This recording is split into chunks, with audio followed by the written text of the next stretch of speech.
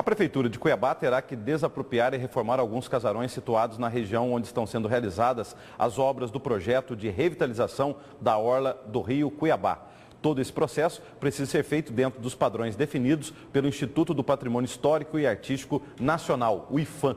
E é sobre este e outros assuntos que eu converso agora ao vivo aqui no Jornal da Manhã com o Procurador-Geral do município de Cuiabá, Rogério Galo. Bom dia, obrigado pela presença aqui com a gente. Bom dia, Antônio Carlos, estou à disposição.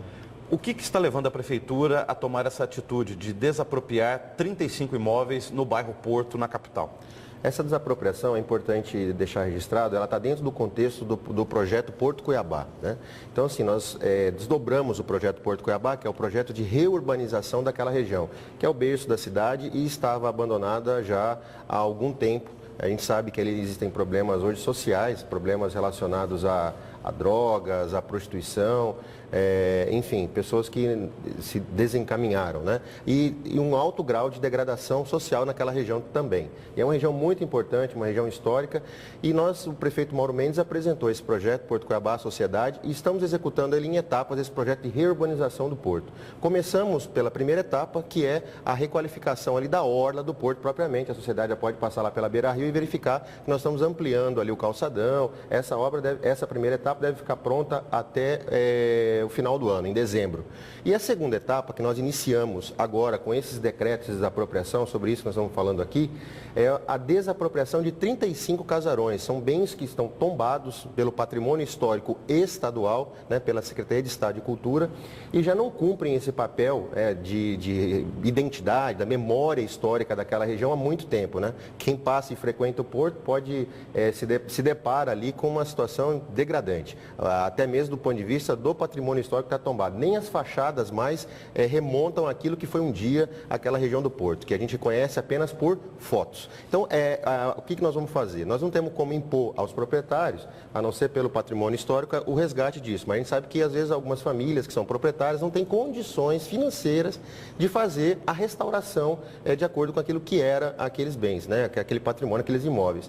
A ideia, então, é desapropriar, tornar público e aí sim a gente executar o projeto de restauro e reintegrar aquelas casas à sociedade. Não tem como uma pessoa que mora ali nesses 35 imóveis falar assim, poxa, eu nasci aqui, fui criado aqui, minha família é da região do Porto, eu vou ter que sair daqui. Não tem como a pessoa ir contra a desapropriação?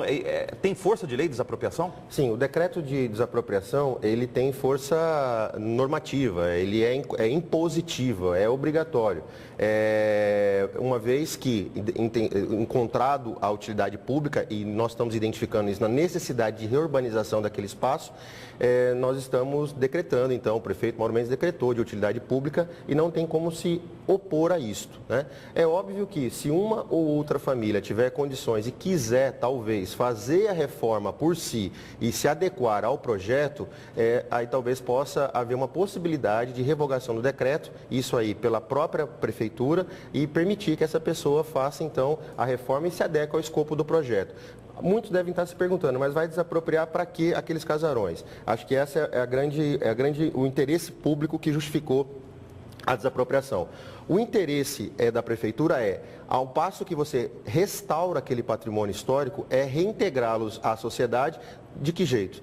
Permitindo que ali se tenha utilidade cultural, artística, de repente fazermos concessões para a exploração ali de galerias de arte, gastronomia cuiabana, as cerâmicas, né, do São Gonçalo, Beira-Rio, ali são um ponto turístico da cidade e uma referência, onde o turista vai encontrar, além da arquitetura, né, original de Cuiabá, histórica de Cuiabá, também produtos que nos representem. Com a desapropriação, esses imóveis se tornam públicos. E aí, como que vai ser a cessão deles ou aluguel para essas pessoas explorarem esse serviço que o senhor falou, culturais? Vai ter uma licitação? Como é que vão ser escolhidos esses comerciantes de gastronomia, de artesanato para utilizar esse espaço? Tudo de forma transparente, né? Vamos fazer uma licitação, né? Uma concorrência pública, e aqueles que se interessarem terão oportunidade de, após o restauro desse patrimônio, fazerem ali, participarem do certame e então instalarem seus restaurantes, as suas galerias de arte, enfim, com esse objetivo que esse projeto ele está colocado para a sociedade. E é importante dizer também que na semana passada, que seria uma terceira etapa, nós já conseguimos isso aprovar no Ministério do Turismo, uma linha de recursos, de uma emenda parlamentar do senador Pedro Taques, para a reforma da Praça do Porto. Né? Serão empregados ali 3 milhões de reais na famosa Praça do Porto, que nós vamos então restaurá-la completamente, reintegrando também aquele espaço a toda a sociedade cuiabana. Então você pode observar, Antônio Carlos, que desde ali a Praça do Porto, passando pelos casarões, pelo Museu do Rio e indo à orla do Rio Cuiabá até a casa da chácara do seu Gabriel Miller, todo esse espaço ele será requalificado e reurbanizado. Criticou-se um pouco sobre essa questão da orla, ali, da obra da orla, devido à mata ciliar do Rio Cuiabá. Qual que foi a questão legal que garantiu essa obra? É possível? Houve algum dano ao meio ambiente ou não? Porque criticou-se essa obra. Sim. Com relação à orla, nós tínhamos que fazer um avanço. Esses portos, né, que se criam, piers, em cidades que tem rio, né, é muito comum. Quem viaja pode verificar que em outros locais, né, Belém do Pará, Macapá, se explora Rio Branco do Acre, se explora muito a margem do rio do ponto de vista da prática de esporte, de entretenimento. E Cuiabá, você pode observar, Antônio Carlos, em Cuiabá, que espaços nós temos para avistar o rio, né? Infelizmente, todos os espaços, boa parte deles ao menos, estão degradados. Então, qual foi a ideia? Esse projeto, ele avançou um pouco sobre a mata ciliar, mas com a Secretaria de Estado e Meio Ambiente oferecendo a licença ambiental. E na licença ambiental, no licenciamento ambiental, foi aferido, né, as condicionantes. Então, todo o desmate que houve ali, e não houve um grande desmate, foi também aplicado medidas compensatórias. Nós vamos plantar 10 árvores para cada árvore que foi desmatada ali. Falando em Rio Cuiabá, a gente lembra da água da CAB. Vocês da Prefeitura notificaram a empresa em relação a disponibilizar pontos de fornecimento de água na rede de Cuiabá, principalmente devido a novos residenciais do programa Minha Casa Minha Vida. O que levou a Prefeitura a tomar essa atitude? Qual o risco que a cidade está passando em relação a isso e o prazo que a CAB tem de disponibilizar essa rede de água? O problema não está só na rede de água, também na rede coletora de esgoto.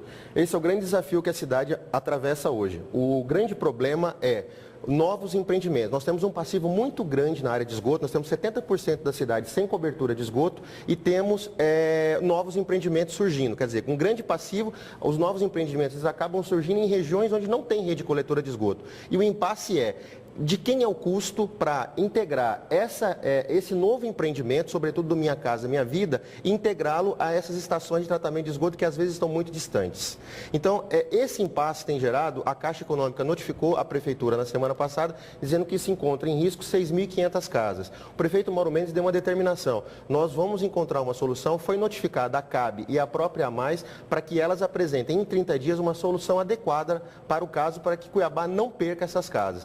Então, nós estamos nessa fase de estudos, Antônio Carlos, um momento muito importante de esses novos empreendimentos, para onde a cidade está crescendo, fazer essa integração entre esses novos empreendimentos e esse passivo que existe em Cuiabá de esgoto, sobretudo, e também de abastecimento de água. O que será feito em relação a esses imóveis do Minha Casa Minha Vida pode também ser uma referência, um projeto piloto para iniciativa privada, já que o setor imobiliário diz que tem 35 mil imóveis a serem construídos, algo em torno aí de 6 bilhões de reais de investimento em Cuiabá, que estão comprometidos porque também não tem um ponto de água, da rede de água, para chegar nesses novos empreendimentos. A grande discussão da porta para fora do empreendimento até uma estação de tratamento de água ou uma estação de tratamento de esgoto, de quem é o custo? Né? Quem deve arcar com isso? É esse debate que nós estamos fazendo agora, e como Cuiabá não está bem servido ainda, do ponto de vista, sobretudo, do esgoto, com a rede coletora, o nosso desafio é encontrar uma solução para o Minha Casa Minha Vida, que é emergencial, e a partir disso integrar para os demais empreendimentos privados. O que o Plano Municipal de Saneamento Básico e principalmente o contrato assinado pela Prefeitura e validado pela Câmara de Vereadores com a CAB lá em 2012 tratam desse assunto, procurador? O poder concedente do serviço é o município de Cuiabá. Todos nós cuiabanos somos donos do serviço público de saneamento básico de Cuiabá. Portanto, o poder concedente ele pode e tem previsão no contrato de fazer essas imposições, né, dentro dentro do contexto do contrato de concessão do Plano Municipal de Saneamento, de fazer essas imposições a que é a concessionária. E quem cabe fazer isso é a agência reguladora. Nós já, por isso, notificamos a agência reguladora para que essa situação que nós mencionamos agora, desses novos empreendimentos, seja normatizada. Se a concessionária eventualmente não cumprir, obviamente que lhe cabe sanções e sanções previstas, inclusive, no contrato. Obrigado pela presença ao vivo. Boa semana para o senhor. Obrigado, estou à disposição.